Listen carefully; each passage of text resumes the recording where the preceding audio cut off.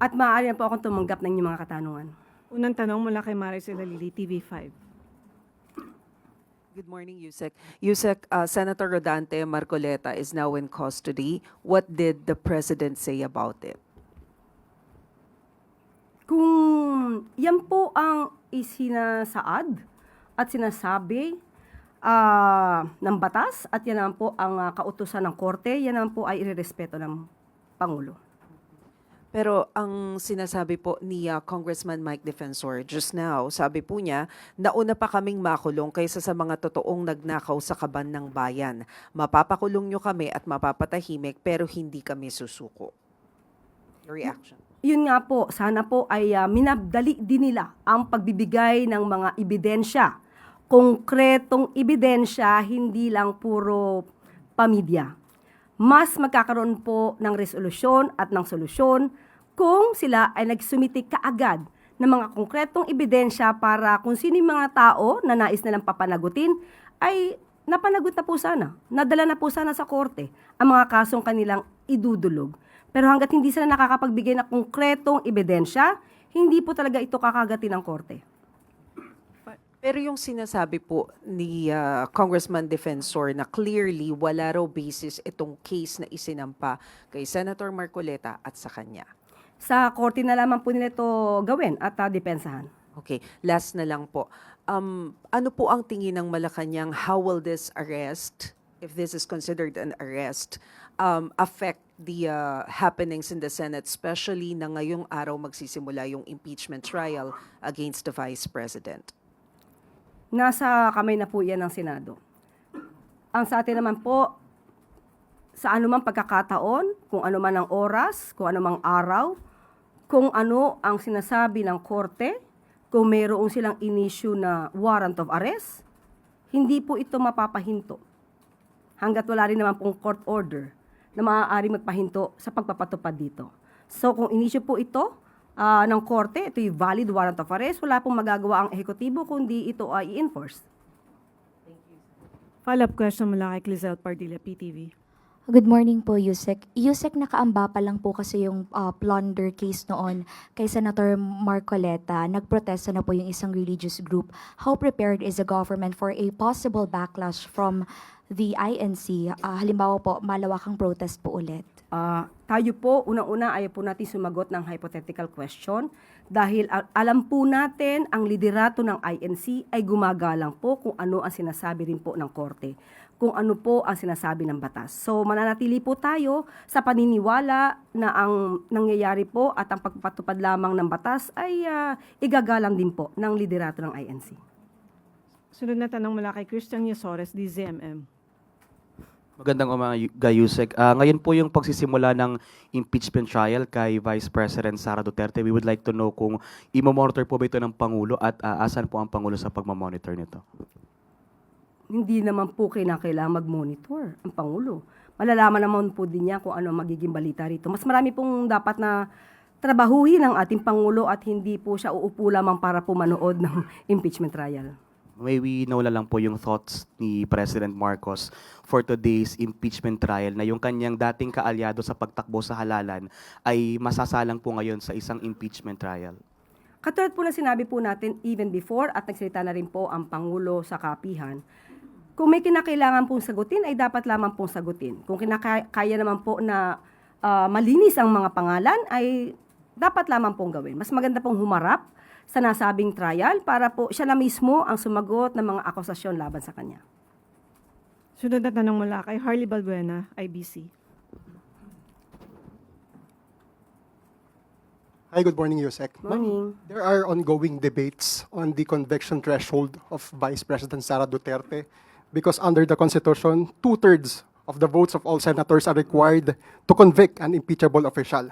However, several senators are currently legally embattled and apparently cannot actively participate in the impeachment trial. And there are actually talks from the House prosecution team to seek the lowering of the conviction threshold. May we have the pulse of thoughts on this? Hindi po makikialam ang ehekutibo kung ano man po ang magiging resolusyon patungkol sa issue na yan. Nasa Senado po yan kung ano po ang kanilang ipapatupad. Sunod na tanong mula kay Ivy Reyes, Billionaire News. Hi, Yusek. Good morning. Some congressmen already denied having heard hearing about a supposed impeachment complaint against Ombudsman Boyeng Remulla, but they did confirm and hear about the group looking for a congressman to endorse a complaint against COMELEC Chair George Garcia. Nakarating na po ba ito? Comelec Chair. COMELEC. Okay. Hindi pa po siya nagiging issue sa ngayon. So hindi pa po napag-uusapan ang issue na yan. Po. Pero there being a group looking for a congressman to endorse a complaint, ano po ang nakikitang motibo dito ng palasyo? This is against Comelec Chair? Yes. Hindi po natin masasagot. Hindi pa po namin nababasa kung ano man yung complaint na yan. So, hindi po kami makakapagbigay ng anumang opinion patungkol dyan. Sunod na tanong mula kay Jervis Manahan, ABS-CBN. Magandang umaga po, Yusek. May mga push po ang ilang mga abogado. Sinasabi po nila na dapat daw yung mga senators facing plunder charges ay automatically masuspend at dapat daw ma-hold yung budget ng kanilang opisina, ipasarado yung opisina, pati na yung mga sahod ng kanilang mga staff ay i-hold na rin po. Ano po ang thoughts po ng Palace dito? Yan din po ay nasa kamay po ng Senado kung ano po ang kanilang ipatutupad. Kung wala po talagang maaaring trabaho sa nasabing opisina, it would really be unfair kung mapapaswelduhan kung wala naman nagiging trabaho. But still, ang desisyon na po na yan ay magmumula po sa Senado. Hindi po ito hahadlangan o pakikialaman ng ehekutibo. Follow up lang po kasi base dun sa plunder law, hindi po ba nakalagay na dapat automatically suspended ang isang senator na arrested for plunder? Tama po ba, ma'am? Dapat po ganon. Dapat po ganon. But still, sabi nga po natin, ito po ay nasa kamay ng Senado dahil marami rin po talaga maaapektuhan ng mga empleyado. But sabi nga po natin, kung wala naman nagtatrabaho, talagang maaari lang masayang ang pondo. And at the same time, kung ganito kasi talaga ang magiging epekto, yung mga tauhan mismo ang maaaring makapagpigil dun sa kanilang mga senador o yung mga congressman na kanilang pinagsisilbihan na huwag masangkot sa mga ganitong klaseng mga issue ng korupsyon para hindi rin sila maapektuhan. But still, sabi nga natin, ang anumang decision dito ay magmumula sa Senado. Thank you po. Sunod na tanong mula kay Tina Maralit, The Manila Times. Good morning, Yusek. AFP Chief of Staff Romeo Browner is set to retire in 2 weeks. May naibigay na po bang listahan sa Pangulo on the possible candidates for his replacement? Sa ngayon, wala pa po na ipapaabot sa atin. So, wala pa po ako mabibigay sa inyo kung meron ng ganung impormasyon. Ano po kaya yung mga non-negotiable qualities of an AFP chief ang hinahanap ng Pangulo? Unang-una po, of course, mapagkakatiwalaan, makabayan, makadiyos, at masipag, at ang iniisip ay kapakanan ng bayan. On another topic po, last week, DILG Secretary John Vic Remulla requested the National Police Commission to extend the service of Police Brigadier General Hansel Marantan, who is set to retire on July 10. Naipaabot na po ba ang request na ito sa Pangulo, given that under the law, an official may be extended in service upon the discretion of the President? Tingnan po natin at tignan na lamang po natin muli kung ano ang magiging pahayag ng Pangulo patungkol po dyan. Ayaw ko pong pangunahan dahil sa kanya po manggagaling kung magkakaroon po ng extension o igagrant yung request or ipuproceed na lang na magkaroon ng panibagong liderato. Salamat po. Sunod na tanong mula kay Alvin Baltasar, Radyo Pilipinas.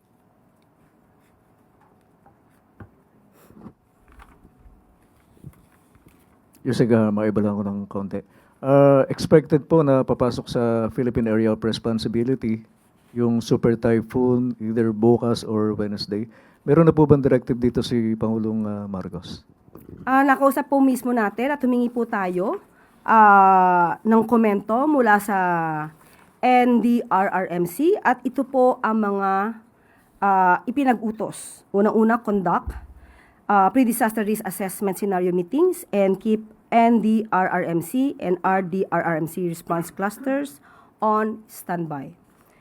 Robust and widest alert warning and information campaign across all channels and platforms. implement preemptive evacuations in high-risk areas, secure safe evacuation centers, and set up livestock equipment zones.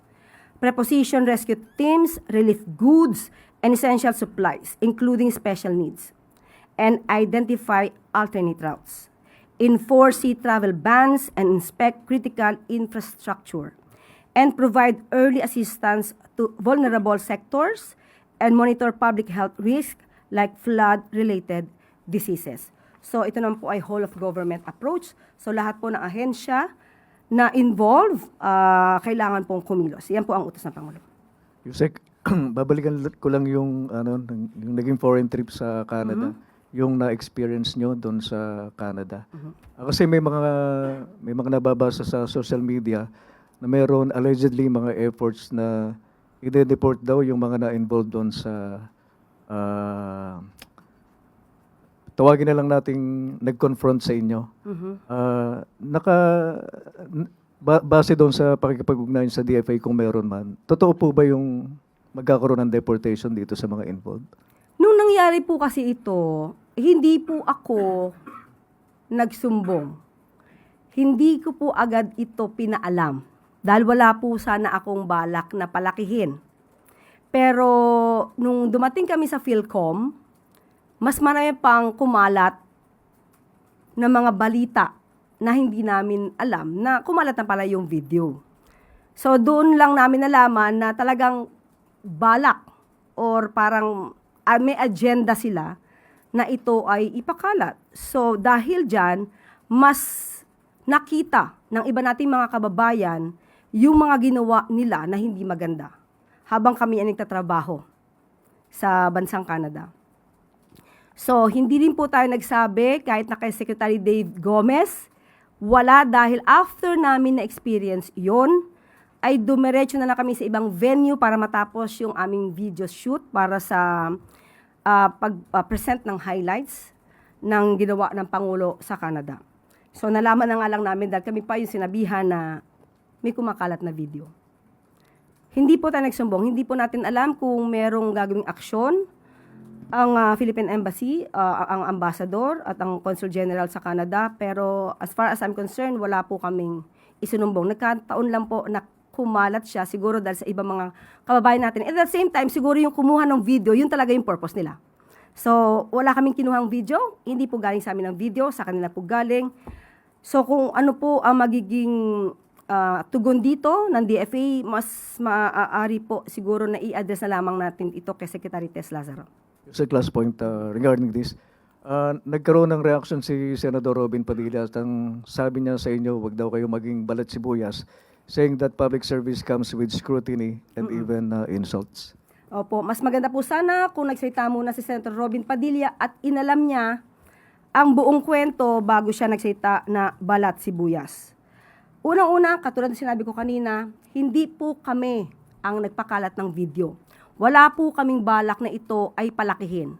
Pero lumalabas na sila, yung malamang yung sino ang nangharas o gumawa ng ganito sa amin sa Canada, sila yung nagpakalat ng video para sa kanilang content na i-spread nila sa kanilang mga kaalyado o sa mga trolls.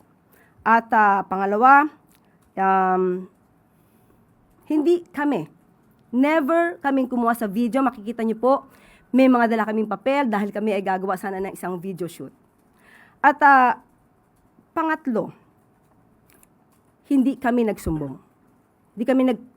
Hindi kami ang nagpaunang magpakalat nito. Nung nadudoon po ako kasamang MPC during dinner, sabi po sa akin ni Ivan Mayrina kung ako ay sasagot. Ang sabi ko, wag na lang palakihin, hindi na ako magbibigay ng anumang komento. Pero nabasa ko po kasi yung message ni Ivy. Tinatanong niya kung ano ang komento ko sa nangyari. So, since hindi naman ako makakasagot agad sa MPC sa Manila, so sabi ko ngayon kay Ivan, sige, sasagutin ko na lang, then kayo na lang ang mag-share sa MPC Manila. Yun lang po ang naging daan para sumagot ako, pero initially ayoko sanang sumagot. Ngayon, pag-uusapan ba ang balat sibuyas? Unang-una po, siguro mas maganda na masabi niya rin ito or mismo ni Senator Robin Padilla sa sarili niya. Dahil hindi po tayo balat sibuyas, hindi po tayo umaalma, katulad ng ibang ginagawa na tinaasan lang ng boses dahil sa kanyang pagsisingit or pag-interrupt sa pagsasalita ng isang senador ay biglang umalma na at medyo nag-alburuto. Yan po ang totoong balat sibuyas. But at the same time, hindi to issue ng pagiging balat sibuyas. Issue ito ng mga Pilipino na nagpapakita ng kagaspangan ng ugali. Sinabi po natin na karapatan ng bawat isa ang freedom of expression. Pero, ang pagsasabi ba, so magandang itanong natin to kay Senator Robin Padilla, ito tolerate niya ba ang mga kapwa niya Pilipino o maybe kaalyado niya o ang naratibo katulad ng kanyang mga kaalyado? Ang mga salitang, mamatay ka na sana. O kaya ang pagmumura na PI. Hindi isang beses, hindi dalawang beses. Ito tolerate niya ba yan? Kasi pag tinolerate natin yan, ang masasabi ng mga kabataan ngayon, tama lang palang magmura at magdasal ng kamatayan ng iba. Kaya ba, hindi niya man lang pinagsasabihan o hindi man lang niya inalarmahan ang Vice Presidente nung ito ay nagmura. Minura ng minura ang Pangulo natin at pinagbantaan pa ng buhay. Yan ba ay natotolerate ni Senator Robin Padilla para sabihin na balat sibuyas ang isang tao? At meron pa po akong nabasa, kung tama ang aking basa sa isang post ng SMNI News Online. Ito ang sinabi daw ni Senator Robin Padilla. Pinili natin ang trabahong ito, kaya tanggapin natin lahat ang pag-aalipusta. Dahil ang bayan ay ibiningit na natin sa kawalan. So ulitin po natin, ang pag-aalipusta ay normal pero hindi ang pagmumura at hindi ang pagdarasal ng kamatayan ng ibang tao. Hindi po yan maka-Pilipino, hindi po yan maka-Diyos at hindi po yan makabayan. At pakitanong na lang po, anong ibig niya sabihin na ang bayan ay ibiningit na natin sa kawalan? Hindi po natin matatanggap ang ganitong napaka-general na statement niya. Ipaliwanag po niya sana ito kung anong ibig niya sabihin to, dahil pag pinaliwanag niya po ito, sasagutin ko po siya. Hindi po siya maaari magpindang ng ganito nang wala siyang anumang ebidensya. Salamat po, Yusek. Follow-up question mula kay Chris Jose Rimate. Ma'am, paano po kung dumating sa punto na mag-public apology yung mga taong to para po mahingi po yung pagpapatawad nyo? Ano po ang masasabi nyo rito? Wala po, hindi po naman ako nagtatanim ng sama ng loob. Ayoko lang po sanang magaya sila ng ibang mga kapwa natin Pilipino kasi may mga matataas na opisyal natin ngayon na nagto-tolerate sa mga kababayan natin at gina-justify pa yung ganitong klaseng ugali ng pagmumura at pagdalangin na mamatay ang isang tao. Hindi po yan dapat tinotolerate. Sana yung matataas na opisyal natin ngayon dito, sila ang magsilbing modelo para sa kagandahang asal. Hindi sila yung nagsisilbing modelo para gayahin sila sa masamang ugali. Thank you po. Sunod na tanong mula kay Samuel Medinilla, Business Mirror. Good afternoon po. Good afternoon po, ma'am.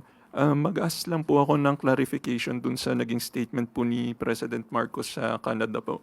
Kung may epekto po ba or wala yung UMIC status ng Pilipinas sa interest rates ng loans na kukunin ng government from multilateral development institutions po. Opo, minabuti po natin tanungin mismo si Secretary Frederick Go patungkol po sa issue na yan dahil napaka-technical na kailangan nating i-explain sa taong bayan. Ito po at babanggitin ko mismo ang sinabi ni Secretary Frederick Go ng Department of Finance. The effect on multilateral loans will not take effect immediately. Most of them have a period to see if we maintain the status for about 3 years before there is an effect on loan rates. And the effect is very minimal and only affect very few. So for 2026 or 2027, there will be no effect. And if ever there is, it will be very minuscule. So, ibig po nating sabihin, kung may papato man, magbabago ang rates, hindi pa po ito mararamdaman sa loob ng 3 taon. Follow-up po. Meron po bang, ano pong, may na-mention po si President Marcos na pwedeng makaapekto sa grants yung UMIC status. Itatanong ko lang po kung ano po kayang grants na binigay na sa Pilipinas or a-applyan pa lang ng Pilipinas yung pwede pong maapektuhan ng UMIC status po pagdating sa grants. Sa ngayon, wala pa pong binibigay na particular o detalye ang Department of Finance patungkol po dyan. Last na lang po, na medyo nasagot na rin po nila, pero para lang po mas clear po, makakaapekto po kaya yung UMIC status pagdating po sa plans ng government to finance the 2026 budget and preparation po for the 2027 NEP po? Sa ngayon, wala pa po. Kasi sabi nga po natin, ito'y titignan sa loob ng 3 taon. So, yung 2027 budget ay hindi naman po maapektuhan. Thank you po, ma'am. Sunod na tanong mula kay Erica Sinaking, Business World. Good afternoon po, Yusek. May we get the palace comments lang po. BSP Governor Remolona said that more banks are expected to waive or lower transfer fees. Secretary Go also po hopes all digital transfer will be free of charge. Does Malacanang share the same sentiment? Do you think zero transfer fees should be the standard? Yes, actually po, si Secretary Frederick Go bilang chair of the board ng Land Bank, sila po talaga ang nagpauna sa pamamagitan po ng Land Bank na ma-reduce ang transfer fees and to eliminate convenience fees for certain person to government transactions. At dahil po dito, nag-start po ang Land Bank, sinimula ng Land Bank, at sumunod na rin po ang BPI at ang RCBC. So, ito po ay sang-ayon na rin po sa kagustuhan ng Pangulo. Okay po, follow up lang po. For ordinary Filipinos, especially mga consumers po, may mga concern they are asking when will their own banks will parang match this trend. So, we understand that the rules is under BSP, but meron po bang anything na move ang Malacanang to encourage other financial institutions? Katulad po ng sinabi natin, pinasimulan po ng Land Bank. So, mas nanaisin po natin na lahat po sana ng bangko ay gayahin na rin po ang pinasimulan ng Land Bank para po makatulong sa ating mga kababayan. Thank you po. Last question mula kay Vivian Angeles, Daily Tribune. Hi, Yusek. On a different matter, following Alex Ayala's historic victory at Wimbledon, is the President considering granting her any incentives or special recognition? Nakita po natin kung gaano po kasaya ang Pangulo sa na nakuha na tagumpay ng ating kababayan si Alex Ayala. So, hindi ko po pangunahan ang issue na yan. So, hayaan po natin ang Pangulo ang mag-announce. Thank you, Yusek. Wala nang tanong mula sa Malacanang Press Corps. Balik sa iyo.